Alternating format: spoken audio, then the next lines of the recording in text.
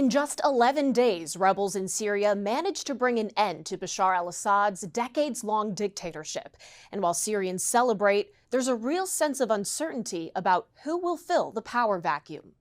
Syria's brutal dictatorship toppled by rebel forces as President Bashar al-Assad fled the country after 24 years in power. Celebration in the streets Sunday as word spread that Assad, who used chemical weapons on his own people in 2013, had been removed from power. Russia says it's granted Assad and his family asylum. Here in Washington, President Biden claims the Assad regime fell so quickly because its main backers, Russia, Iran, and Hezbollah, can no longer provide adequate support because they're tied up in other conflicts with Ukraine and Israel. As for the U.S. response, the Biden administration says its priority is stability in the region. Make no mistake, some of the rebel groups that took down Assad have their own grim record of terrorism and human rights abuses.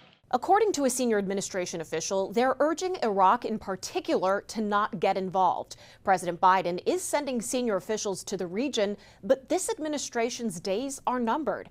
In a Truth Social post, President-elect Trump said, "Syria is a mess, but is not our friend, and the United States should have nothing to do with it. This is not our fight. Let it play out. Do not get involved." Congressman Adam Smith, the top Democrat on the Armed Services Committee, agrees the U.S. shouldn't get directly involved, but cautioned this. We do have U.S. troops in the eastern part of Syria. Now, that's not where this fighting is going on, but we also have tens of thousands of ISIS prisoners being held with our supporters in the Syria Democratic Front. Smith says if Assad is just replaced with more extremists, those ISIS prisoners could wind up going free.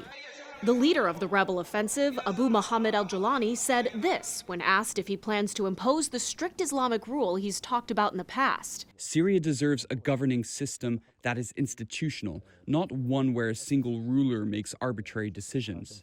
But it's still early days for the Syrian people and these new rebel leaders promising a better future.